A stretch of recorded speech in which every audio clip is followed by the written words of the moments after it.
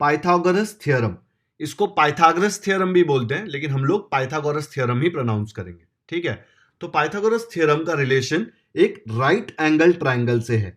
Right angle triangle क्या होता है? राइट एंगल ट्रायंगल में एक एंगल 90 डिग्री होता है, ठीक है। उसको क्या बोलते हैं? उसको बोलते हैं राइट एंगल्ड ट्रायंगल।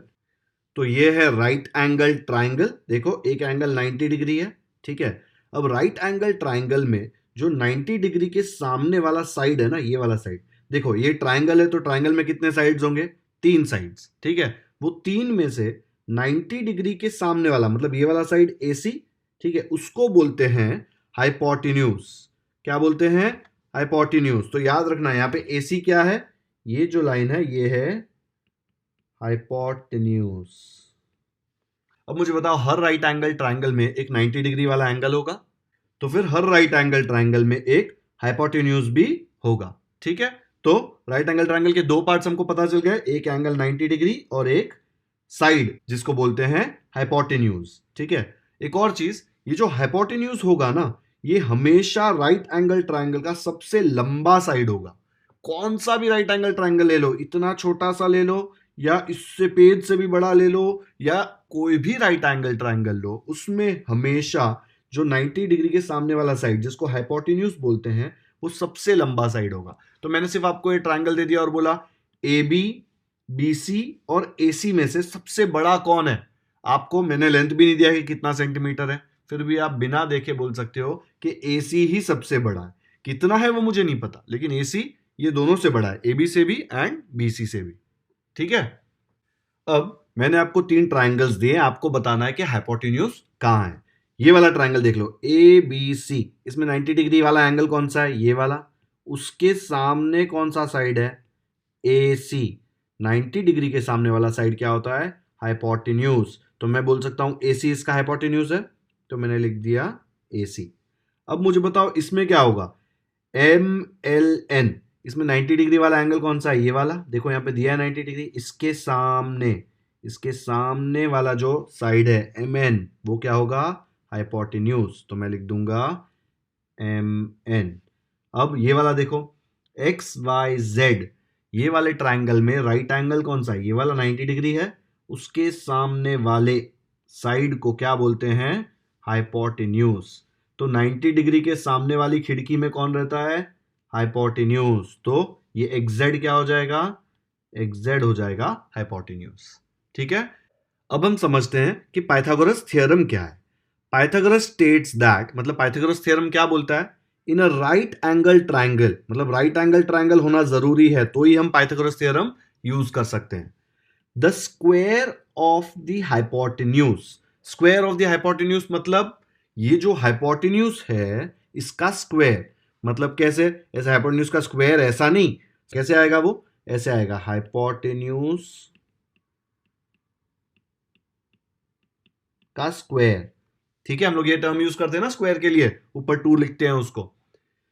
तो लिखा है the square of the hypotenuse is equal to, तो हमने डाल दिया इक्वल टू, फिर बोला है द सम ऑफ, तो मुझे पता है कि वो किसी चीज का सम है, the squares of the other 2 sides. It is the sum of the squares of, squares देखो दूसरी 2 साइड्स कौन सी है? AB and BC। तो मैं लिख दूंगा यहां पे AB square and BC square. देखो it is the sum of the squares of the other 2 sides, sum of the squares of the other 2 sides, ठीक है। तो हाइपोटेन्यूज क्या है यहां पे? देखो AC है ना, तो मैं लिख सकता हूं AC square is equal to AB square plus BC square, ठीक है। ये है अपना पाइथागोरस थ्योरम। मतलब आपको कोई भी राइट एंगल ट्रायंगल दिया तो आपको 90 डिग्री पता होगा। अगर आपको 90 डिग्री पता है तो आपको हाइपोटेन्यूज पता होगा, क्योंकि उसके सामने ही होता है। तो जो भी हाइपोटेन्यूज है, यहाँ पे AC है तो AC square will be equal to, बाकी जो भी 2 साइड्स बचे, कौन से बचे? AB and BC। तो आ जाएगा AC square is equal to AB square plus BC square, ठीक है। अब मैं आपको एक ट्राइंगल देता हूं, वो ट्राइंगल में मुझे बताओ पाइथागोरस थ्योरम लगा के क्या आएगा। अब समझो मैंने आपको ये राइट एंगल ट्राइंगल दिया, तो अकॉर्डिंग टू पाइथागोरस थ्योरम क्या आएगा। अच्छा, पाइथागोरस में लास्ट में एस के बाद ये अपोस्ट्रोफे लगाते हैं, तो बताओ मुझे एल एम एन, ये राइट एंगल ट्राइंगल में पाइथागोरस थ्योरम लगाया तो क्या पता चलेगा। अब पाइथागोरस थ्योरम लगाने के लिए मुझे पहले पता होना चाहिए कि हाइपोटेन्यूज कौन सा है। अब मुझे बताओ यहाँ पे हाइपोटेन्यूज कौन सा है, ये वाला हाइपोटेन्यूज है एम एन, है ना। तो मैं क्या बोल सकता हूं according to Pythagoras theorem, hypotenuse का स्क्वायर मतलब ये एम एन जो है, ये एम एन का square will be equal to, बाकी दो कौन से साइड है देखो, L M and L N, ये दो बचे ना, तो प्लस बीच में डाल दिया एल एम और एल एन, इन दोनों का स्क्वायर, ये है पाइथागोरस थ्योरम। गलती से बच्चों ऐसा मत लिख देना, ये ऐसे लिखा ना L M plus L N और ये पूरे को स्क्वायर कर दिया ना, तो ये गलत हो जाएगा, ये दोनों सेम नहीं है, ठीक है। हमारा पाइथागोरस थ्योरम क्या बोलता है, पाइथागोरस थ्योरम बोलता है कि हाइपोटेन्यूज स्क्वायर मतलब M N square is equal to L M square plus L N square. आ गया समझ में, ये एकदम अच्छे से याद रखना है। कोई भी राइट एंगल ट्राइंगल दे दिया, ये उल्टा दिया तो हमको क्या फर्क पड़ता है, हमको तो पता है 90 डिग्री के सामने कौन रहता है, हाइपोटेन्यूज, ठीक है। तो बच्चों प्रैक्टिस सेट 48 का फर्स्ट क्वेश्चन है, in the figures below find the value of x. उसका फर्स्ट क्वेश्चन देखो दिया है, एल एम एन करके एक राइट एंगल ट्राइंगल दिया है, उसमें 7 और 24 दो साइड्स दी गई है और एक्स पूछा है, ठीक है। अब ये राइट एंगल ट्राइंगल है, तो हम लोग कौन सा थ्योरम लगा सकते हैं, हम लोग लगा सकते हैं Pythagoras theorem. According to Pythagoras theorem क्या होता है, according to Pythagoras theorem hypotenuse का square will be equal to L M square plus M N square. तो मैं यहाँ पे लिख सकता हूँ हाइपोटेन्यूज का square is equal to L M square plus M N square, ठीक है। तो हाइपोटेन्यूज कौन है, देखो यहाँ पे x, ये है ना, देखो L N, right angle triangle में राइट एंगल के सामने कौन रहता है, हाइपोटेन्यूज। तो ये देखो ये x जो है वो एल एन है ना, तो एल एन स्क्वायर की जगह पे आ जाएगा x square is equal to L M, L M क्या है देखो, एल एम है 7, तो ये आ जाएगा 7 स्क्वायर प्लस एम एन क्या आएगा देखो, एम एन है 24, तो ये आ जाएगा 24 स्क्वायर, ठीक है।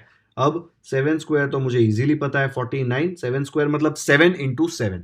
अब 24 स्क्वायर निकालो राइट साइड में, तो 24 स्क्वायर देखो मैंने यहाँ पे निकाल दिया है, वो आता है 576। 24 स्क्वायर मतलब 24 इंटू 24, दो बार 24 मल्टीप्लाई होगा, तो ये आ गया मुझे 576।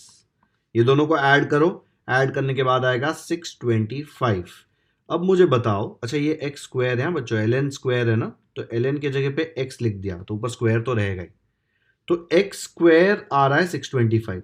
अब 625 किसका स्क्वायर है, आप रफ वर्क में चेक करेंगे तो आपको पता चलेगा कि 25 को 25 से मल्टीप्लाई करेंगे तो 625 आता है, चेक करो।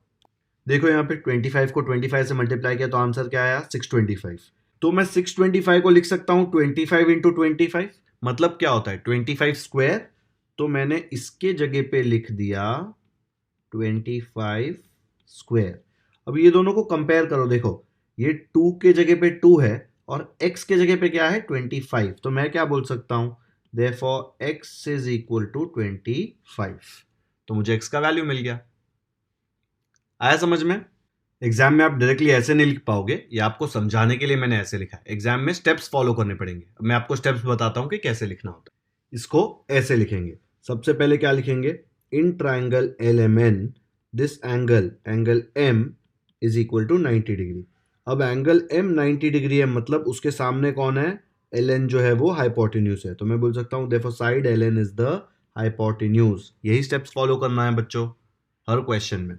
Now according to Pythagoras theorem क्या पता है हमको, हाइपोटेन्यूज का स्क्वायर मतलब एल एन का स्क्वायर। अच्छा ये सामने एल लिख रहा हूं ना, एल मतलब लेंथ ऑफ एल एन, ये स्मॉल एल जो है ना उसका मतलब होता है लेंथ, लेंथ मतलब उसका मेजरमेंट कितना है, तो मैं बोल रहा हूं length of L N square is equal to length of L M square plus length of M N square. ये एल उसके आगे लिखना पड़ता है, आप अच्छे से देखो तो यही है ना, hypotenuse square is equal to one side square plus other side square, ठीक है। जो दो साइड बचे उसमें से वन साइड अदर साइड, वो दोनों का स्क्वायर आ गया।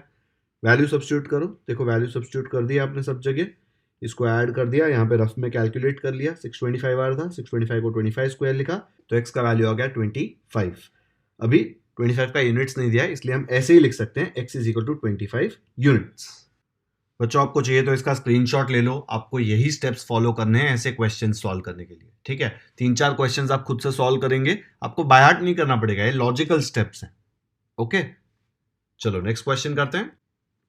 क्वेश्चन 2 दिया है, ट्राइंगल PQR, उसमें एक साइड 9 है, एक x है और एक 41 है, तो हमको x फाइंड करना है। अब मैं क्या बोल सकता हूं, इन ट्राइंगल PQR, ये ट्राइंगल में कौन सा एंगल 90 डिग्री है, ये एंगल, तो मैं लिख सकता हूं angle Q equal to 90 degree, correct. अब angle Q equal to 90 degree, तो उसके सामने कौन होगा, उसके सामने होगा हाइपोटेन्यूज, तो मैं बोल सकता हूं PR इज द हाइपोटेन्यूज, तो साइड PR क्या हो गया अपना, हाइपोटेन्यूज। अब साइड PR हाइपोटेन्यूज है, ये राइट एंगल ट्राइंगल है, तो हम कौन सा थ्योरम लगा सकते हैं, हम लगा सकते हैं पाइथागोरस थ्योरम। पाइथागोरस थ्योरम क्या बोलता है, पाइथागोरस थ्योरम बोलता है लेंथ ऑफ हाइपोटेन्यूज स्क्वायर, ये जो PR है, देखो हमने यहाँ पे लिखा है PR square is equal to PQ square plus QR square, लिख सकता हूं ना, तो मैंने यहाँ पे लिख दिया length of PR square is equal to length of PQ square plus length of QR square, ठीक है। अब वैल्यू सब्स्टिट्यूट करो, वैल्यू सब्स्टिट्यूट करके क्या आएगा, देखो लेंथ PR क्या है, लेंथ PR है 41, देखो यहाँ पे लिखा हुआ है, तो मैंने यहाँ पे लिख दिया 41 square is equal to length PQ कितना है, देखो PQ है 9, तो यहाँ पे लिख दिया 9 स्क्वायर प्लस लेंथ QR देखो कितना है, QR अपना x बन गया यहाँ पे, तो मैंने QR को लिख दिया x स्क्वायर, ठीक है। अब 41 स्क्वायर रफ वर्क में कैलकुलेट करो, 41 स्क्वायर का मतलब क्या होता है, 41 स्क्वायर मतलब 41 इंटू 41, इसका कैलकुलेशन करो रफ में, तो देखो साइड में मैंने यहाँ पे 41 इंटू 41 मल्टीप्लाई कर दिया है, आप पॉज करके देख सकते हो, तो आंसर आता है 1681, तो यहाँ पे लिख देते हैं therefore 1681 is equal to 9 square का मतलब 9 इंटू 9 कितना होता है, 9 का टेबल आता है ना 81 प्लस एक्स स्क्वायर, ठीक है। अब जो मेरा एक्स स्क्वायर है उसका वैल्यू मुझे निकालना है, तो मुझे अगर एक्स स्क्वायर का वैल्यू निकालना है तो मैं एक्स स्क्वायर को अकेला कर दूंगा, अगर एक्स स्क्वायर को अकेला करना है तो मुझे 81 उस तरफ भेजना पड़ेगा, उस तरफ भेजूंगा तो क्या होगा, उस तरफ भेजेंगे तो 81 को पेनल्टी देनी पड़ेगी, उसके ऊपर ऑपरेशन होगा, अब इसका साइन यहाँ पे प्लस है ना, तो वहां पे जाएगा, इक्वल टू को क्रॉस किया तो वो प्लस क्या बन जाएगा, माइनस, तो मैं यहाँ पे लिख सकता हूं therefore 1681, ये इक्वल टू ऐसे ही रख दिया, ठीक है, ये एक्स स्क्वायर भी ऐसे ही रख दिया, ये जो 81 है इसको यहाँ पे भेजा, तो यहाँ पे भेजा तो ये क्या आ जाएगा, ये आ जाएगा -81, क्यों, क्योंकि यहाँ पे प्लस साइन है उसका, इक्वल टू के वो साइड जाके -81 हो जाएगा, ठीक है। तो यहाँ सिर्फ एक्स स्क्वायर बचा, वही चाहिए था ना हमको, तो क्या आ जाएगा therefore 1681 माइनस 81 करेंगे तो आ जाएगा 1600 विल बी इक्वल टू, इधर सिर्फ एक्स स्क्वायर बचा। अब 1600 अच्छे से देखेंगे तो समझ में आएगा ना, देखो 4 4 सा 16 होता है, 2 0 एक्स्ट्रा है, तो मैं बोल सकता हूं 40 इंटू 40 1600 होगा ना, चेक करो 40 इंटू 40, यहां देखो मैंने 40 इंटू 40 किया तो मुझे आंसर आ रहा है 1600, तो मैं 1600 को क्या लिख सकता हूं, 40 into 40, what is 40 into 40, 40 into 40 is 40 square, तो मैं यहां पे लिख दूंगा therefore इसके जगह पे क्या लिखूंगा, 40 square is equal to x square. अब अच्छे से देखो स्क्वायर स्क्वायर सेम है और x के जगह पे क्या आ रहा है 40, तो मैं क्या लिख सकता हूं therefore x is equal to 40। Final answer क्या लिखेंगे, फाइनल आंसर लिखेंगे therefore x is equal to 40 units, है ना। तो ये हो गया हमारा फाइनल आंसर, एक बार स्क्रीनशॉट ले सकते हो इसका, पॉज करके देख लो, नहीं समझता है तो वापस आगे जाके वीडियो देखो, आपको समझ में आ जाएगा, सेम फर्स्ट क्वेश्चन जैसा ही सॉल्व किया है। अभी थर्ड क्वेश्चन भी ऐसे ही सॉल्व करेंगे, आप ट्राई करो खुद से करने को, फिर वीडियो प्ले करके देखो कि सेम आता है कि नहीं, ठीक है। थर्ड क्वेश्चन आपने खुद से किया, चलो अभी देखो आपने सही से किया है कि नहीं। तो सबसे पहले क्या लिखेंगे, यहाँ पे देखो ट्राइंगल का नाम क्या है DEF, तो मैं लिख देता हूं in triangle DEF angle dash is 90, which angle is 90, angle D, तो मैंने लिख दिया एंगल D इज 90। अब side dash is the hypotenuse, hypotenuse मतलब 90 डिग्री के सामने वाला साइड, कौन सा साइड है? E F. तो मैंने लिख दिया यहाँ पे side E F is the hypotenuse. According to Pythagoras theorem क्या आएगा? हाइपोटेन्यूज स्क्वायर मतलब length E F square will be equal to D E square plus D F square, दूसरा दो साइड्स,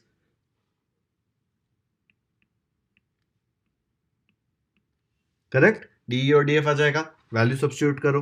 वैल्यू क्या है देखो, लेंथ ई एफ कितना है? ई एफ है 17, तो आ जाएगा 17 square is equal to D E देखो कितना है? डी ई देखो ये है डी ई एक्स, ये आ जाएगा x square plus D F square, D F मतलब ये वाला, डी एफ कितना है? 8, तो ये आ जाएगा 8 स्क्वायर।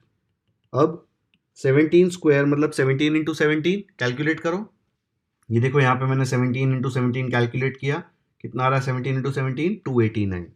तो यहाँ पे लिख लिया 289 is equal to x square को ऐसे ही रखेंगे प्लस 8 स्क्वायर मतलब 8 इंटू 8, तो कितना हो जाएगा वो? 64। ठीक है, अब मुझे किसका वैल्यू चाहिए? मुझे चाहिए एक्स स्क्वायर का वैल्यू, मतलब मुझे एक्स स्क्वायर को अकेला करना है। एक्स स्क्वायर को अकेला करना है मतलब ये 64 जो है इसको उस तरफ भेजना है। यहाँ पे 64 का साइन क्या है? प्लस, उस तरफ जाएगा तो क्या हो जाएगा?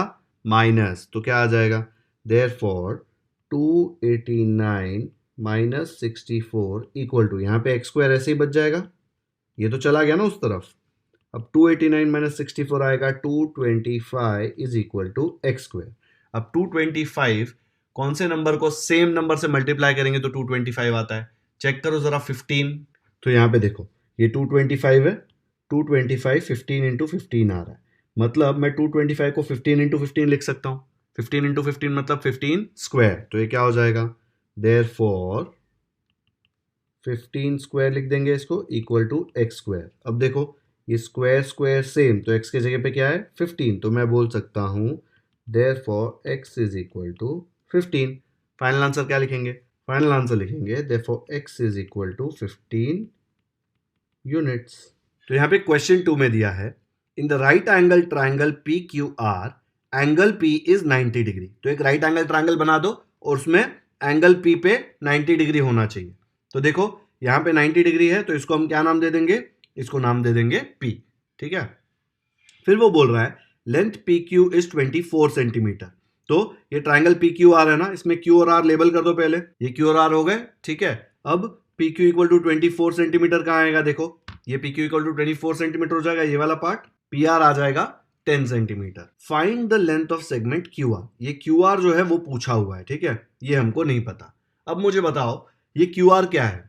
ये 90 डिग्री के ऑपोजिट वाला एंगल है, मतलब वो क्या है? हाइपोटेन्यूज। अभी हम क्या यूज करेंगे? राइट एंगल ट्राइंगल है तो हम पाइथागोरस थ्योरम यूज कर सकते हैं। ये सेम फर्स्ट क्वेश्चन जैसा है, ठीक है, कोई डिफरेंस ही नहीं है। फर्स्ट क्वेश्चन में सिर्फ यहाँ पे x दे दिया था और कोई डिफरेंस नहीं है। सेम तरीके से दो साइड दिया हुआ है, एक साइड पता करना है पाइथागोरस थ्योरम यूज करके। चलो शुरू करते हैं। तो कैसे लिखते थे हम लोग? In triangle P Q R angle P is equal to 90 degree, है ना। अब एंगल P 90 डिग्री, तो मैं क्या बोल सकता हूं? Therefore Q R is the hypotenuse, है ना, क्योंकि ये 90 डिग्री है एंगल P, तो उसके सामने वाला साइड क्या हो जाएगा? हाइपोटेन्यूज। अगर क्यू आर हाइपोटेन्यूज है और P 90 डिग्री है तो मैं कौन सा थ्योरम लगा सकता हूं? मैं यूज कर सकता हूं पाइथागोरस थ्योरम।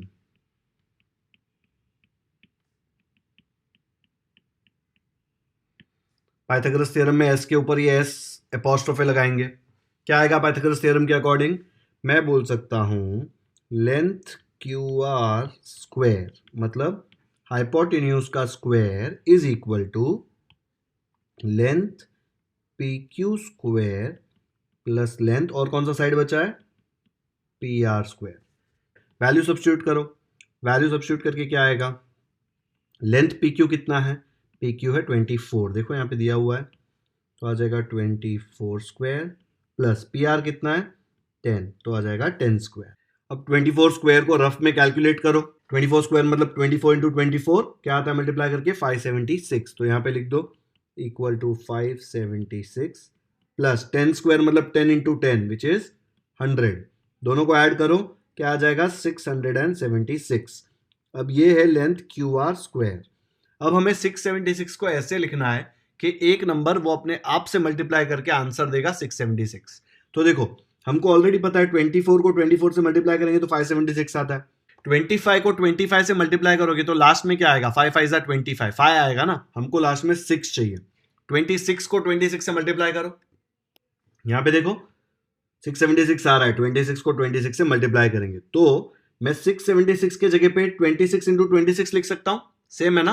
और 26 इंटू 26 का मतलब क्या होता है, 26 इंटू 26 का मतलब होता है 26 स्क्वायर, तो इसको मैंने ऐसे लिख दिया, ठीक है। लेंथ क्यू आर स्क्वायर आ गया 26 स्क्वायर। अब देखो स्क्वायर स्क्वायर, तो ये जो नीचे बचा है वो भी सेम होगा, ये ऊपर वाला सेम है, तो लेंथ क्यू आर कितना आ गया, देयरफॉर लेंथ क्यू आर आ गया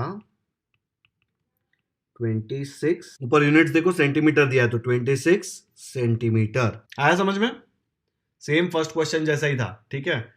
दोस्तों आपके नोटबुक निकालो, क्वेश्चन 3 आपको खुद से करना है, ठीक है। फिर वीडियो आप अभी पॉज कर दो, आप खुद से सॉल्व करो और फिर वीडियो प्ले करके देखो कि आपका आंसर मेरे अकॉर्डिंग आता है कि नहीं, ठीक है। आपको खुद से प्रैक्टिस करना पड़ेगा। क्वेश्चन नंबर 1 में हमने ऐसा क्वेश्चन ऑलरेडी सॉल्व कर दिया है, ये सिर्फ प्रैक्टिस के लिए, ठीक है। तो पॉज करके आप अपने आप से सॉल्व करो। चलो अब मैं बताता हूं आपको कैसे करेंगे। In the right angle triangle LMN, angle M is equal to 90 degree. तो मैं एक राइट एंगल ट्राइंगल बना देता हूं। राइट एंगल ट्राइंगल मतलब एक एंगल 90 डिग्री होगा। मैं हमेशा सेम टाइप का ट्राइंगल बनाता हूं, आपने देखा ना। अब ये वाले एंगल का नाम क्या है, ये वाले एंगल का नाम है M, तो उधर M लिख दिया, ठीक है। बाकी दोनों साइड्स को लेबल कर दो, क्या ट्राइंगल का नाम है LMN ना, तो यहाँ पे L दे दो या यहाँ पे N दे दो या फिर यहाँ पे L और यहाँ पे N, कोई फर्क नहीं पड़ता, ठीक है। तो मैंने यहाँ पे L दिया, यहाँ पे N दे दिया। अब मुझे क्या दिया है, LM is equal to 12 centimetre, मतलब ये जो लेंथ है वो 12 है, ओके। फिर LN इज 20 सेंटीमीटर्स, तो यहाँ पे LN देखो ये वाला साइड 20 सेंटीमीटर्स आ जाएगा। Find the length of segment MN, तो मुझे ये फाइंड करना है। बहुत सिंपल है, 4 स्टेप सेम टू सेम लिखने हैं। क्या लिखेंगे हम, तो पहले लिखेंगे इन ट्राइंगल डैश, कौन सा एंगल 90 डिग्री है, कौन सा ट्राइंगल है LMN, तो हम यहाँ पे लिख देंगे ट्राइंगल LMN, कौन सा एंगल 90 है, एंगल M। अगर एंगल M 90 है तो उसके ऑपोजिट क्या होगा, हाइपोटेन्यूज, तो वो क्या है LN, तो मैं यहाँ पे लिख दूंगा side LN is the hypotenuse. अब अकॉर्डिंग टू पाइथागोरस थ्योरम लिखेंगे हम। अकॉर्डिंग टू पाइथागोरस थ्योरम क्या आएगा, हाइपोटेन्यूज स्क्वायर मतलब लेंथ ऑफ हाइपोटेन्यूज कौन है LN square is equal to, बाकी कौन से दो साइड बचे, ये वाला एंड ये वाला, दो साइड बचे ना, देखो LM एंड MN, तो यहाँ पे LM आ जाएगा, यहाँ पे MN आ जाएगा, तो यहाँ पे मैंने लिख दिया LM और यहाँ पे लिख दिया MN। अब वैल्यू सब्स्टिट्यूट करो, देखो यहाँ पे LN आपको दिया हुआ है, LN है 20 सेंटीमीटर्स, तो मैंने लिख दिया 20 square is equal to LM कितना है, देखो LM दिया है 12 सेंटीमीटर्स प्लस MN हमको नहीं पता है, वो फाइंड करना है, राइट। तो आ जाएगा लेंथ ऑफ MN स्क्वायर। अब कैलकुलेट करो 20 स्क्वायर को मैं क्या लिख सकता हूँ, 20 इंटू 20 मतलब 2 इंटू 2 4 और 2 जीरो आ जाएंगे, तो क्या मिल जाएगा मुझे 400। फिर 12 इंटू 12 का टेबल आता है ना, 12 इंटू 12 क्या आएगा 144 plus length of MN square. अब बच्चों मुझे ये वाला फाइंड करना है, राइट। अगर मुझे length of MN square find करना है मतलब मुझे लेंथ ऑफ MN स्क्वायर को यहाँ पे इस तरफ अकेला रखना है। अगर अकेला रखना है तो मैं 144 को क्या बोलूंगा, 144 तो यहाँ से दूसरी तरफ चला जा, ऐसे फ्री में तो नहीं जा सकता ना, पेनल्टी टिकट लेना पड़ेगा, फाइन देना पड़ेगा। यहाँ पे इसका साइन प्लस है तो वहां इक्वल टू को क्रॉस करेगा तो वहां जाके उसका साइन क्या हो जाएगा माइनस, तो मैं क्या लिख सकता हूं, देयरफॉर 400 तो ऐसे ही आएगा यहाँ पे, लेकिन ये 144 उस तरफ आके क्या बन जाएगा -144। समझ में आया, इक्वल टू ये 144 यहां से चला गया, यहाँ पे क्या बचा खाली लेंथ ऑफ MN स्क्वायर। अच्छा ये प्लस मैं नहीं लिख रहा, लेकिन इसके आगे कुछ नहीं मतलब प्लस ही है ना, ठीक है। तो लेंथ ऑफ MN स्क्वायर का वैल्यू क्या है 400 माइनस 144, इसको कैलकुलेट करो जल्दी से, तो ये आएगा आपको 256। This is length of MN square. बच्चों आपको ना स्क्वायर वाले जो टेबल है ना वो एटलीस्ट 20 तक आपको बाय हार्ट होने चाहिए, और बहुत ही ईजी है बाय हार्ट करना, ताकि आपके क्वेश्चंस थोड़े जल्दी सॉल्व हो सके। अब 256 को हमें ऐसे नंबर में लिखना है जो नंबर खुद से मल्टीप्लाई होके हमें 256 दे। खुद से मल्टीप्लाई होके मतलब ऐसे 10 10s are, 11 11s are, 12 12s are, वैसे खुद से खुद मल्टीप्लाई हुआ, 12 12 से मल्टीप्लाई हो रहा है ना, वैसे 256 कब आता है? 16 चेक करो, देखो यहाँ पे 16 को 16 से मल्टीप्लाई करूंगा तो आंसर आता है 256। तो मैं 256 के जगह पे क्या लिख सकता हूँ? 16 मल्टीप्लाइड बाय 16, 16 मल्टीप्लाइड बाय 16 मतलब क्या? 16 स्क्वायर, ठीक है। तो यहाँ पे क्या आ जाएगा? Therefore 16 square is equal to length of mn square। अब कंपेयर करो, देखो यहाँ पे भी ऊपर 2 है, यहाँ पे भी ऊपर 2 है, मतलब जो नीचे वाला पार्ट है वो सेम आएगा। मतलब लेंथ ऑफ mn के जगह पे क्या है यहाँ पे? 16। तो मैं क्या बोल सकता हूँ? Therefore length mn is equal to 16। Units पता है क्या हमको? हाँ, सेंटीमीटर, तो यहाँ पे भी सेंटीमीटर आ जाएगा। तो ये हो गया हमारा फाइनल आंसर। आया समझ में? सेम इसके पहले वाले क्वेश्चन जैसे ही था। ये 4 स्टेप तो देखा ना आपने मैंने क्या किया? मैंने फिल इन द ब्लैंक्स किया था, आगे जो लिखा था सेम लिख दिया, ठीक है। चलो नेक्स्ट क्वेश्चन करते हैं। फोर्थ क्वेश्चन है, the top of a ladder, ladder मतलब सीढ़ी, of length 15 metre reaches a window 9 metre above the ground. मतलब एक दीवार खड़ी है, उसके ऊपर विंडो है और उसके अगेंस्ट हमने सीढ़ी खड़ी कर दी, ठीक है, सीढ़ी लगा दी। इसका डायग्राम बनाएंगे ना तो आपको अच्छे से समझ में आएगा। लेट्स से ये अपना ग्राउंड है, ठीक है, ये ग्राउंड पे एक वॉल है, ओके। ये वॉल पे यहां पे एक विंडो है, क्या है? विंडो। तो यहां पे हम लोग विंडो बना देते हैं। ये हो गई हमारी वॉल, ठीक है। अब ये है हमारा ग्राउंड। अब क्या बोल रहा है? लैडर मतलब एक सीढ़ी है लेंथ 15 मीटर का, it reaches a window 9 metre above the ground. तो ये जो स्पॉट है विंडो, ये ग्राउंड से कितना है? 9 मीटर। तो हम यहाँ पे लिख सकते हैं ये है 9 मीटर, ठीक है। अब जो सीढ़ी है वो मैंने ऐसे लगा दी है, ठीक है। और सीढ़ी का लेंथ क्या दिया है? उसने क्या बोला है? Ladder of length 15 metre. Ladder का मतलब सीढ़ी, तो ये लेंथ हो गया 15 मीटर। ये अगर आपको कंफ्यूजन है तो इधर लिख दो, ये क्या है अपना? ये है अपना सीढ़ी, ठीक है। What is the distance between the base of the wall and that of the ladder? Base मतलब वॉल का बेस, वॉल का बेस देखो ये रहा, तो मैं लिख सकता हूं बेस ऑफ द वॉल, और ये वाला जो पॉइंट है इसको बोलते हैं बेस ऑफ द लैडर। आया समझ में? तो ये लिखा है what is the distance between the base of the wall and that of the ladder. मतलब base of the wall and ladder, इसके बीच का डिस्टेंस फाइंड करना है। ये वाला डिस्टेंस कैसे फाइंड करेंगे? देखो हमको पता है कि ये वॉल जो है, ये वॉल तो ग्राउंड पे ऐसे स्ट्रेट खड़ा होगा, तो ये एंगल 90 डिग्री हो जाएगा। तो मैं यहाँ पे ये एंगल 90 डिग्री लिख सकता हूँ, ठीक है। ये 90 डिग्री है तो ये राइट एंगल ट्रायंगल बन जाएगा। कौन सा ट्रायंगल? अच्छे से देखो आप लोग, कौन सा ट्रायंगल बन रहा है यहाँ पे? ये वाला जो ट्रायंगल है,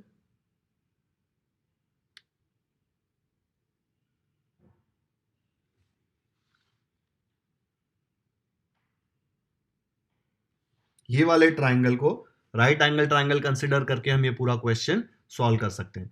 लेकिन पहले आप सिर्फ ये डायग्राम समझो, ठीक है। आपको चाहिए तो हम लोग ये पॉइंट्स को लेबल कर सकते हैं ए बी सी, ठीक है। तो हमको सिर्फ डिस्टेंस बी सी फाइंड करना है, ये वाला डिस्टेंस।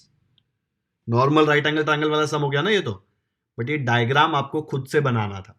एकदम अच्छे से समझा है कैसे बनाया हमने डायग्राम? बच्चों इसका स्क्रीनशॉट ले लो। मैं ये डायग्राम को अब थोड़ा छोटा करूंगा ताकि राइट साइड में मैं इसको सॉल्व कर सकूं। इसका स्क्रीनशॉट ले लो आपके रेफरेंस के लिए। अगर आपको नहीं समझ में आता तो आप स्क्रीनशॉट देख के समझ सकते हैं, ठीक है। चलो क्वेश्चन सॉल्व करते हैं। तो बच्चों मैंने यहाँ पे डायग्राम छोटा करके राइट साइड में कर लिया है। अब हमें क्या लिखना है? पहले हमें एक्सप्लेन करना है कि हमने ये 90 डिग्री कैसे लिखा, ठीक है, ये राइट एंगल ट्रायंगल कैसे बना। तो हम लोग क्या लिखेंगे? सबसे पहले लिखेंगे the wall and the ground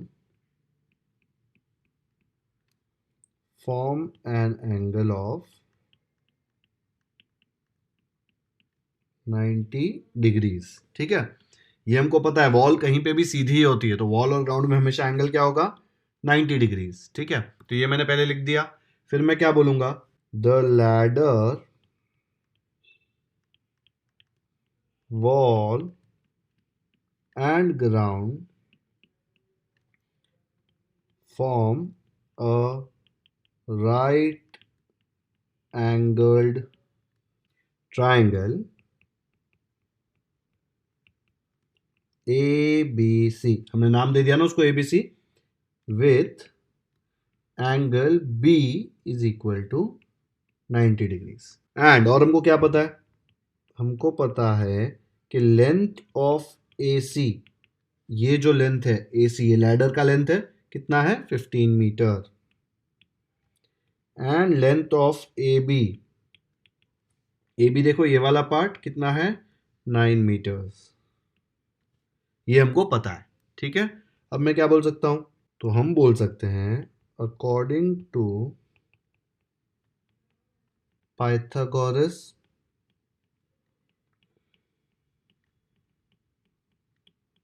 theorem, क्या आ जाएगा, लेंथ ऑफ हाइपोटेन्यूज क्या है AC स्क्वायर, यह हाइपोटेन्यूज है क्यों, बिकॉज 90 डिग्री के सामने वाला देखो।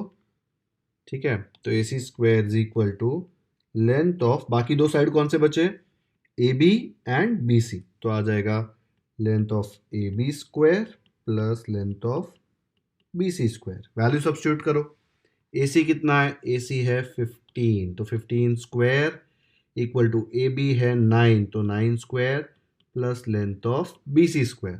15 स्क्वायर कितना आता है, मल्टीप्लाई करके चेक करो, ये देखो राइट साइड में मैंने सॉल्व कर दिया, 15 स्क्वायर मतलब 15 इंटू 15 कितना आता है 225, तो यहाँ पे लिख देंगे 225 इज इक्वल टू 9 स्क्वायर मतलब 9 इंटू 9, 9 का टेबल आता है इसलिए मैं सॉल्व नहीं करूंगा, 9 into 9 is 81 plus length of BC square. अब मुझे क्या चाहिए, मुझे लेंथ ऑफ BC स्क्वायर का वैल्यू चाहिए, मतलब मुझे ये BC स्क्वायर को यहाँ पे अकेला करना पड़ेगा, तो लेंथ ऑफ BC स्क्वायर क्या बोलेगा 81, तो उस तरफ चला जा, 81 फ्री में उस तरफ नहीं जाएगा, उसको ऑपरेशन करवाना पड़ेगा, तो अभी उसका साइन क्या है प्लस, वहां जाएगा तो वो क्या बन जाएगा, इक्वल टू क्रॉस करेगा तो वो बन जाएगा माइनस, 225 ऐसे ही रहेगा, 81 इधर आके माइनस हो गया, राइट साइड में क्या बचा खाली लेंथ ऑफ BC स्क्वायर। अब बताओ 225 माइनस 81 क्या आता है, ये आ जाएगा 144 equal to length of BC square. अभी हमें ये 144 को ऐसे लिखना है कि वो सेम नंबर से सेम नंबर मल्टीप्लाई करके आता हो, तो 144 कब आता है 12 into 12, same number into same number, 12 into 12 आता है ना, तो मैं लिख सकता हूं 144 को, क्या लिख दूंगा मैं 12 स्क्वायर। आपको चेक करना है तो राइट साइड में बता देता हूं, 12 12 सा 144 होता है, देखो यहाँ पे मैंने कर दिया, 12 इंटू 12 कितना होता है 144, तो मैं 144 को क्या लिख सकता हूँ 12 इंटू 12 मतलब 12 इंटू 12 मतलब क्या होता है 12 स्क्वायर, तो मैंने देखो 144 को क्या लिख दिया 12 स्क्वायर, तो क्या आ गया equal to length of BC square. अब देखो ये स्क्वायर स्क्वायर दोनों तरफ सेम है ना, इक्वल टू क्या मतलब ये जो नीचे नंबर्स है वो सेम हो जाएंगे, तो मैं क्या बोल सकता हूँ लेंथ BC इज 12, तो लिख दो क्या आ जाएगा, Therefore length BC is equal to 12, units क्या थे क्वेश्चन में मीटर, तो ये भी हो जाएगा मीटर। लेंथ BC क्या है, BC मतलब ये है ना, देखो B और C मतलब बेस ऑफ द वॉल और बेस ऑफ द लैडर के बीच का डिस्टेंस। क्वेश्चन में क्या पूछा था, देखो what is the distance between the base of the wall and that of the ladder, वही निकाला ना हमने, तो आंसर क्या लिखोगे final, the distance between the base of the wall and that of the ladder is, क्या आया था हमको आंसर 12 मीटर्स, तो हम 12 लिख देंगे, तो फाइनल आंसर क्या आएगा, ये आ जाएगा ना फाइनल आंसर। देखो the distance between the base of the wall and that of the ladder, the distance between the base of the wall and that of the ladder is 12 metres, जो हमने यहाँ पे निकाला। सेट 49 का first question है, find the Pythagorean triplets from among the following sets of numbers, तो हमें Pythagorean triplets find करने हैं। अब मैं पाइथागोरियन ट्रिपलेट का आपको डेफिनेशन दूंगा ना, तो आपको लगेगा अरे ये क्या दे दिया, लेकिन एक क्वेश्चन सॉल्व करेंगे फिर हम डेफिनेशन देखेंगे तो आपको बहुत इजी लगेगा। तो इसका फर्स्ट क्वेश्चन दिया है 3 4 5, ये तीन पाइथागोरियन ट्रिपलेट्स हैं कि नहीं ये फाइंड करना है। पाइथागोरियन ट्रिपलेट्स हैं कि नहीं वो फाइंड करने के लिए आपको एक सिंपल मेथड फॉलो करना होता है, बहुत कम स्टेप्स है उसमें। चलो फर्स्ट स्टेप लिखते हैं। फर्स्ट स्टेप आएगा आप सब नंबर का स्क्वायर निकालेंगे, और अच्छे से याद रखना है जो बड़ा नंबर का स्क्वायर है वो अलग से लिखेंगे। तो पहले हम लिखेंगे 3 स्क्वायर 3 स्क्वायर क्या होता है, 3 इंटू 3 9, फिर लिखेंगे 4 स्क्वायर, 4 स्क्वायर क्या होगा, 4 इंटू 4 16, फिर 5 स्क्वायर थोड़ा अलग से लिखेंगे, 5 स्क्वायर इज नथिंग बट 25। ठीक है, नीचे हम लोग जो ये छोटे नंबर के स्क्वायर्स आए ना उनको ऐड कर देंगे। ठीक है, तो क्या मिलेगा, देयरफॉर 9 प्लस 16 ये है ना, इज इक्वल टू कितना आता है, ऐड करके आता है 25। अरे बट मैं क्या लिख सकता हूं, देखो 9 क्या है, 9 इज नथिंग बट 3 स्क्वायर, तो मैंने 9 को लिख दिया 3 स्क्वायर, प्लस 16 को क्या लिख सकता हूं, देखो 16 is nothing but 4 square, equal to ये 25 को क्या लिख सकता हूं, देखो 25 क्या है, 5 स्क्वायर।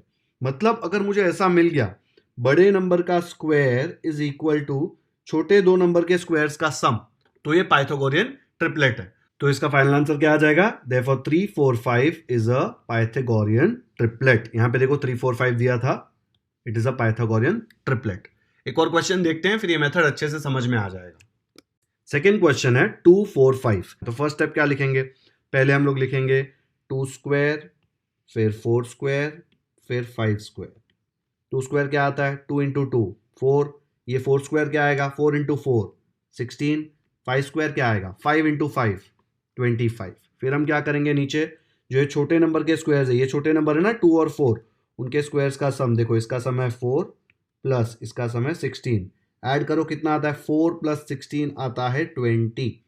मैं 4 को क्या लिख सकता हूँ, 4 को मैं लिख सकता हूँ यहाँ पे 2 स्क्वायर, प्लस 16 को क्या लिख सकता हूँ, देखो 16 को लिख सकता हूँ 4 स्क्वायर इज इक्वल टू, अभी यहाँ पे देखो मैं यहाँ पे 5 स्क्वायर लिख सकता हूँ क्या 20 को, ये नंबर चाहिए ना, देखो मैंने यहाँ पे ये जो नेक्स्ट स्टेप है इसमें मैंने स्क्वायर वाले नंबर लिख दिए हैं सारे, लेकिन यहाँ पे मैं 5 स्क्वायर लिख सकता हूँ क्या, नहीं लिख सकता, क्यों, क्योंकि 5 स्क्वायर तो 25 होता है, 20 को 5 स्क्वायर हम नहीं लिख सकते, तो हम क्या करेंगे, हम ये इक्वल टू पे रेड डाल देंगे, नॉट इक्वल टू 5 स्क्वायर, नहीं है ना, ये 5 स्क्वायर को इक्वल टू नहीं है, इसलिए नॉट इक्वल टू डाल दिया। और जैसे ही आपको ये नॉट इक्वल टू आया तो हम क्या बोल सकते हैं, it is not a Pythagorean triplet. आया समझ में, तो इसका फाइनल आंसर क्या आएगा, तो इसका फाइनल आंसर आएगा 2 4 5 is not a Pythagorean triplet. आया समझ में। ये मेथड समझने और याद रखने के लिए एक और चीज देख लीजिए, थर्ड क्वेश्चन में आपको दिया है 4 5 6, तो क्वेश्चन देख के हमको करना क्या है, हमको दो चीजें पता करनी है, या तो 4 स्क्वायर प्लस 5 स्क्वायर ये जो नंबर्स हैं इक्वल टू 6 स्क्वायर होगा, या फिर 4 square plus 5 square not equal to 6 square होगा, ये टोटल करके हम निकाल लेंगे। अगर इक्वल टू आया तो हम लिखेंगे it is a Pythagorean triplet, और नॉट इक्वल टू आया तो हम लिखेंगे it is not a Pythagorean triplet. इतना सिंपल है, आपको सिर्फ ये तीन चीजें कैलकुलेट करनी है और कंपेयर करनी है। ठीक है, एक बार थर्ड क्वेश्चन करके देखते हैं। तो इसका फर्स्ट स्टेप क्या आएगा, 4 5 6 दिया है तो पहले हम लिखेंगे 4 स्क्वायर, फिर लिखेंगे 5 स्क्वायर, फिर लिखेंगे 6 स्क्वायर। 4 स्क्वायर मतलब 4 इंटू 4 16, 5 स्क्वायर मतलब 5 इंटू 5 25, 6 स्क्वायर मतलब 6 स्क्वायर आ जाएगा 36, 6 इंटू 6 ना। फिर क्या करेंगे, ये जो दो छोटे नंबर है 4 और 5 उनके स्क्वायर्स को ऐड करेंगे, तो मुझे मिलेगा 16 प्लस 25, ये देखो छोटे नंबर के स्क्वायर्स को ऐड किया, 16 प्लस 25 को ऐड करके आएगा 41। मैंने आपकी कन्वीनियंस के लिए देखो ये नंबर्स के नीचे लिखा है। अब मैं 16 को क्या लिख सकता हूँ, देखो 16 इज नथिंग बट 4 स्क्वायर, तो मैंने यहाँ पे इसके जगह पे लिख दिया देयरफॉर 4 स्क्वायर, प्लस 25 की जगह पे लिख सकता हूँ 5 स्क्वायर, तो आ जाएगा 5 स्क्वायर इज इक्वल टू, ये 41 के जगह पर मैं 6 स्क्वायर लिख सकता हूँ क्या, नहीं लिख सकता, क्यों, बिकॉज 6 स्क्वायर का आंसर क्या है 36। तो 41 के जगह पे मैं 6 स्क्वायर अगर लिखूं, सपोज मैंने यहाँ पे 6 स्क्वायर लिखा, तो इक्वल टू साइन को क्या हो जाएगा, ये इक्वल टू साइन क्या बन जाएगा, ये बन जाएगा नॉट इक्वल टू, है ना, क्योंकि 41 6 स्क्वायर नहीं है, तो 4 square plus 5 square is not equal to 6 square, तो आंसर क्या आएगा, देखो यहाँ पे 4 square plus 5 square is not equal to 6 square, तो आंसर आएगा it is not a Pythagorean triplet. आया समझ में, तो इसका फाइनल आंसर हम लिख देंगे 4 5 6 is not a Pythagorean triplet. चाहिए तो स्क्रीनशॉट ले लो इसका। चलो नेक्स्ट करते हैं। फोर्थ क्वेश्चन देखो, नंबर्स दिए 2 6 7, सबसे बड़ा का स्क्वायर अलग से लिखेंगे, तो पहले लिखेंगे 2 स्क्वायर, फिर 6 स्क्वायर, फिर लिखेंगे अलग से 7 स्क्वायर। 2 स्क्वायर मतलब 2 इंटू 2 तो आ जाएगा 4, 6 स्क्वायर मतलब 6 इंटू 6 तो आ जाएगा 36 एंड 7 स्क्वायर मतलब 7 इंटू 7 तो आ जाएगा 49। फिर नेक्स्ट स्टेप में जो छोटे नंबर के स्क्वायर्स हैं, देखो 2 का स्क्वायर है 4, 6 का स्क्वायर है 36, इनको ऐड करेंगे 4 प्लस 36 इक्वल टू, इनको ऐड करो, ऐड करके क्या आता है 4 प्लस 36 को ऐड करेंगे तो आता है 40।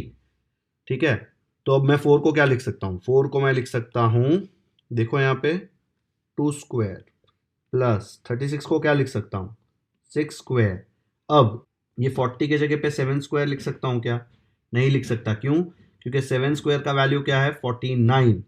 तो अगर मैंने यहाँ पे इक्वल टू लिख के 7 स्क्वायर लिखा तो गलत हो जाएगा ना, इक्वल नहीं है, इसलिए जब इक्वल टू 7 स्क्वायर के जगह पे मैं डालूंगा नॉट इक्वल टू 7 स्क्वायर। अगर नॉट इक्वल टू है, देखो यहाँ पे नंबर क्या दिए थे 2 6 7, आपने क्या निकाला 2 स्क्वायर प्लस 6 स्क्वायर, ये दोनों का is not equal to third वाले नंबर का स्क्वायर। अगर नहीं है थर्ड वाले नंबर का स्क्वायर इक्वल, तो ये क्या हो गया, it is not a Pythagorean triplet. तो फाइनल आंसर क्या लिखेंगे, यही आ जाएगा ना फाइनल आंसर कि 267 is not a Pythagorean triplet. अब इसके बाद वाला सम आप खुद से प्रैक्टिस करेंगे, सॉल्व करेंगे, फिर मैंने जो सोल्यूशन दिया है उससे कंपेयर करके चेक करेंगे कि आपका राइट आया कि नहीं। ठीक है, पॉज कर लो वीडियो और खुद से सॉल्व करो। कैलकुलेशन थोड़े डिफिकल्ट थे ना, चलो आपसे नहीं हुआ तो आप ये चेक कर लो मैंने कैसे किया है, फिर इसके बाद वाला क्वेश्चन आप खुद से ट्राई करना।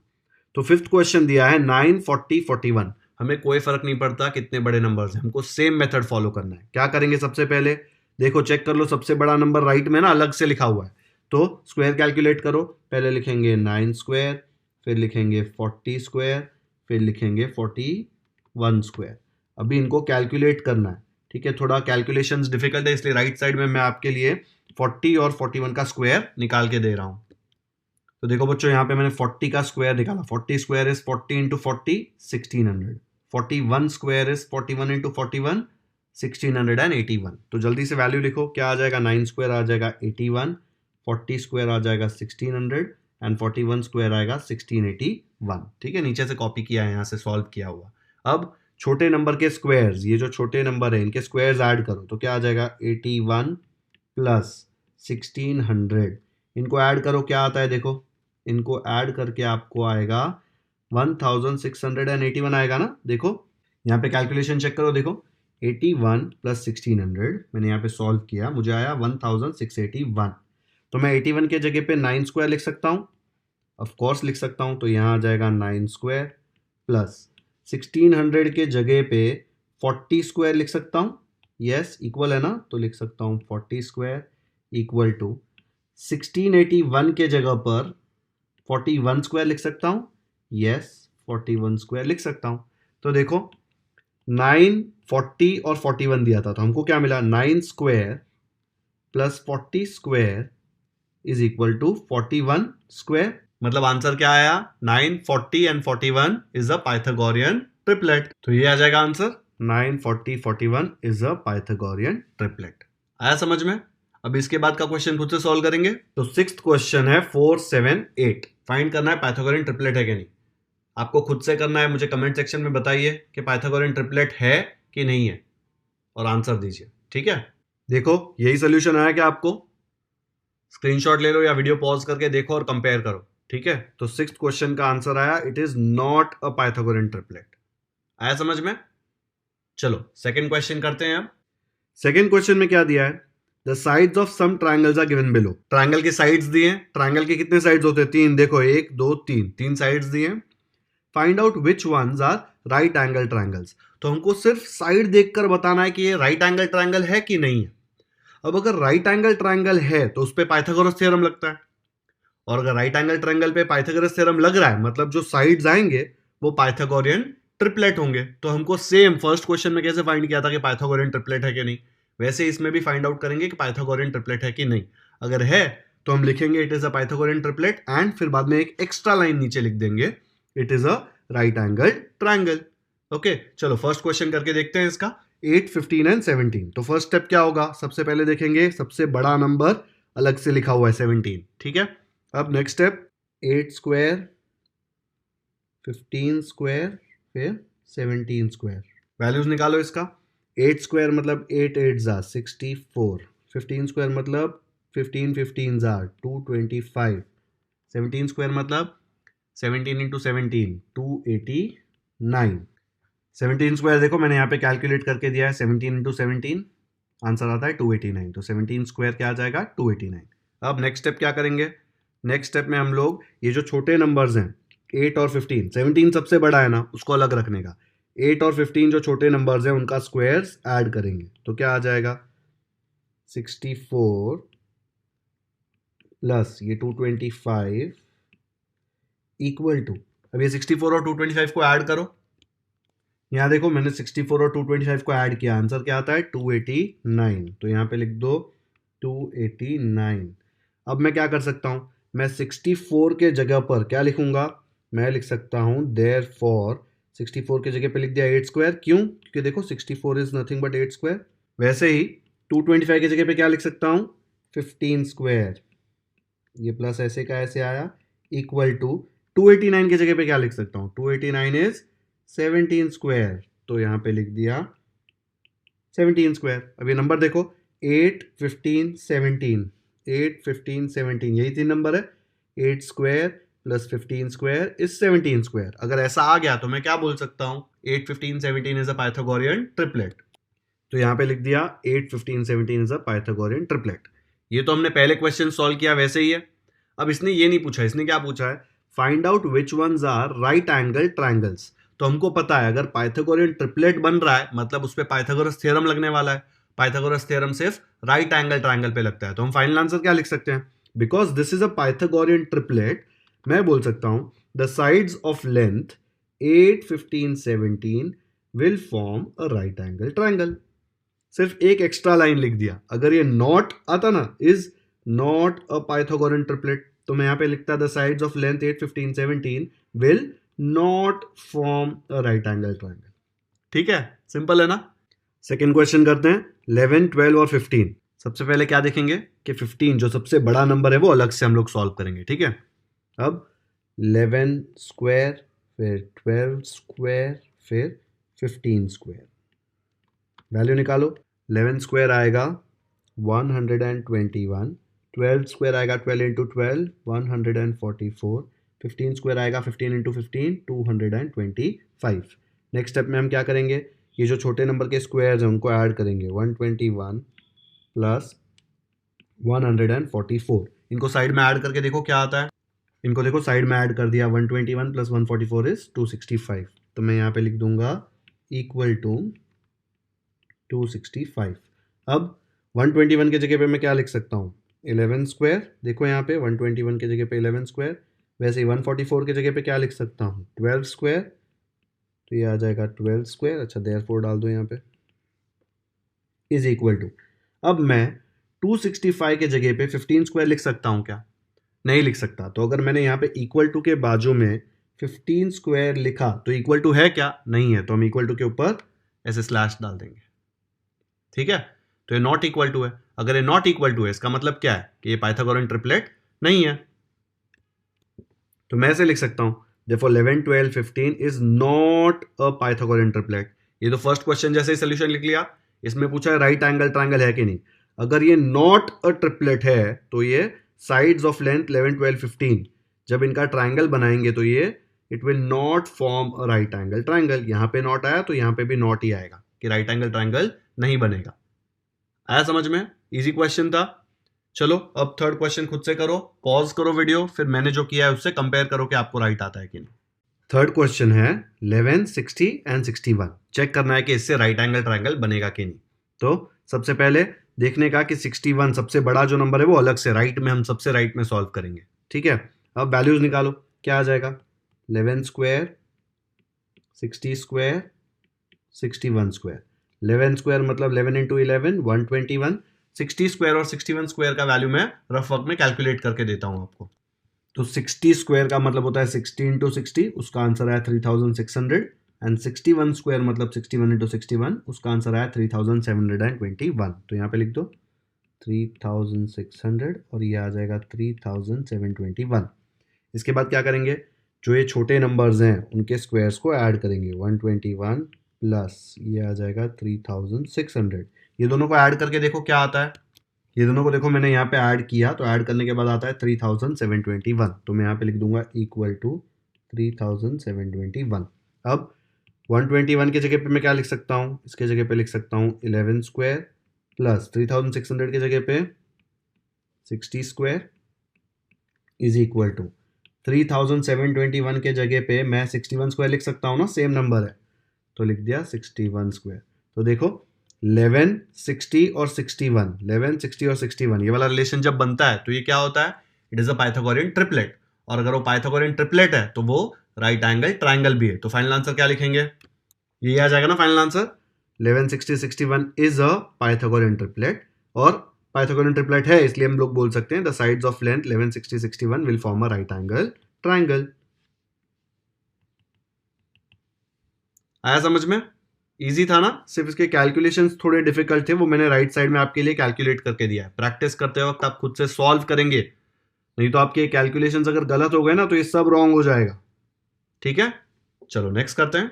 फोर्थ क्वेश्चन है 1.5, 1.6, 1.7, तीन साइड्स दिए ट्रायंगल के, हमको पता करना है कि ये तीन साइड से राइट एंगल ट्रायंगल बनेगा कि नहीं। तो सबसे पहले चेक करेंगे कि इससे ट्रिपलेट बनेगा कि नहीं। तो ट्रिपलेट के लिए क्या करना पड़ता है, स्क्वायर कैलकुलेट करने का। फिर स्क्वायर कैलकुलेट करते वक्त ध्यान रखना है कि ये 1.7 सबसे लास्ट में बड़ा नंबर है ना, सबसे 1.7, तो अलग से कैलकुलेट हो। ठीक है, तो ये क्या आ जाएगा देखो, 1.5 स्क्वायर इक्वल टू, फिर 1.6 स्क्वायर इक्वल टू, फिर 1.7 स्क्वायर इक्वल टू 1.7 जो सबसे बड़ा नंबर है वो राइट साइड में सबसे राइट में कैलकुलेट करना है। ठीक है, अब रफ वर्क में इसका वैल्यूज कैलकुलेट करते हैं। मैं आपको एक वैल्यू कैलकुलेट करके बताता हूं। ठीक है, कैसे करेंगे। 1.5 स्क्वायर मतलब क्या होता है, देखो यहाँ पे 1.5 स्क्वायर का मतलब होता है 1.5 इंटू 1.5, इसको कैलकुलेट करो। 5 5 ज़ा 25, ऊपर 2 आएगा, 5 1 ज़ा 5 प्लस 2 7, फिर नीचे क्रॉस डालेंगे, 1 5 ज़ा 5, फिर 1 1 ज़ा 1 प्लस करेंगे। देखो ये वाला जो है ना, ये ऐसे 1 5 ज़ा 5, फिर 1 1 ज़ा 1। ठीक है, फिर इसको ऐड करके क्या आता है, देखो ऐड करके यहाँ पे आ रहा है 5, 7 प्लस 5 12, 1 कैरी हुआ तो ये हो गया 225। अब डेसिमल कहाँ पे आएगा, डेसिमल के बाद मल्टीप्लिकेशन में कितने डिजिट्स है, यहाँ पे एक, यहाँ पे एक, तो टोटल 2। तो आंसर में भी डेसिमल के बाद 2 डिजिट होने चाहिए। तो पॉइंट कहाँ पे, यहाँ पे डालेंगे तो 2 डिजिट आता है ना, तो यहाँ पे पॉइंट डाल देंगे। ठीक है, तो आंसर आ जाएगा 2.25। वैसे ही हम 1.6 स्क्वायर और 1.7 स्क्वायर अलग से कैलकुलेट करेंगे। पहले यहाँ पे लिख लो, 1.5 स्क्वायर है 2.25, 1.6 स्क्वायर और 1.7 स्क्वायर अलग से कैलकुलेट करो। तो 1.6 स्क्वायर इज 1.6 इंटू 1.6, उसका आंसर आता है 2.56, एंड 1.7 स्क्वायर इज 1.7 इंटू 1.7, उसका आंसर आता है 2.89। तो लिख दो ऊपर, क्या आ जाएगा, ये हो जाएगा 2.56 और ये हो जाएगा 2.89। अब क्या करेंगे हम, ये जो छोटे नंबर्स हैं उनके स्क्वायर्स को ऐड करेंगे। 2.25 प्लस 2.56 कितना आता है, 2.25 प्लस 2.56, करो कैलकुलेट। देखो यहाँ पे मैंने कैलकुलेट किया है, 2.25 प्लस 2.56 क्या आ रहा है, 4.81। तो यहाँ पे लिख दो 4.81। नेक्स्ट स्टेप में हम क्या करते हैं, 2.25 के जगह पे क्या लिखेंगे, 2.25 के जगह पे लिखेंगे 1.5 स्क्वायर,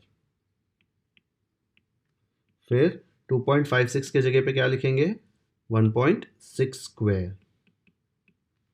अब मुझे बताओ 4.81 के जगह पे मैं 1.7 स्क्वायर लिख सकता हूँ क्या, नहीं लिख सकता, क्योंकि 1.7 स्क्वायर का वैल्यू 2.89 आता है। तो अगर मैंने यहाँ पे 1.7 स्क्वायर लिखा, मतलब सपोज ऐसे लिख दिया मैंने,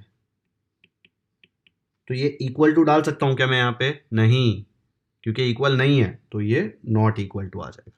अगर नॉट इक्वल टू है मतलब क्या, कि ये पाइथागोरियन ट्रिपलेट नहीं है, और अगर ये पाइथागोरियन ट्रिपलेट नहीं है तो ये राइट एंगल ट्राइंगल भी नहीं बन सकता। तो फाइनल आंसर क्या लिखेंगे, ये आ जाएगा final answer, 1.5, 1.6, 1.7 is not a Pythagorean triplet. यहाँ पे नॉट आया तो यहाँ पे भी not, the sides of length, जो भी लेंथ दिया हुआ है 3, will not form a right angle triangle. बच्चों सेम पाइथागोरियन ट्रिपलेट के क्वेश्चंस है, सिर्फ एक एक्स्ट्रा लाइन डालना है, ये वाला। ओके, स्क्रीनशॉट ले लो या फिर वीडियो पॉज करके देख लो एक बार। कैलकुलेशंस में कोई मिस्टेक नहीं, अच्छे से कैलकुलेट करना धीरे धीरे। चलो नेक्स्ट करते हैं। फिफ्थ क्वेश्चन दिया है 40 20 30।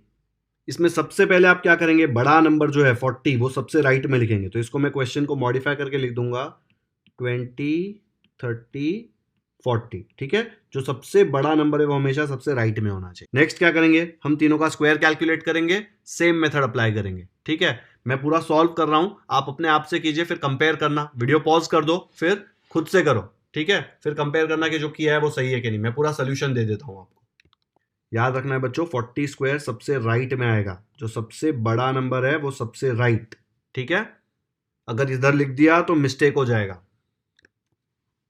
ऐसे आ जाएगा सोल्यूशन। आप ऐड कर रहे हैं तो नॉट इक्वल टू 40 स्क्वायर आ रहा है, क्योंकि ये दोनों का सम देखो 1300 आ रहा है।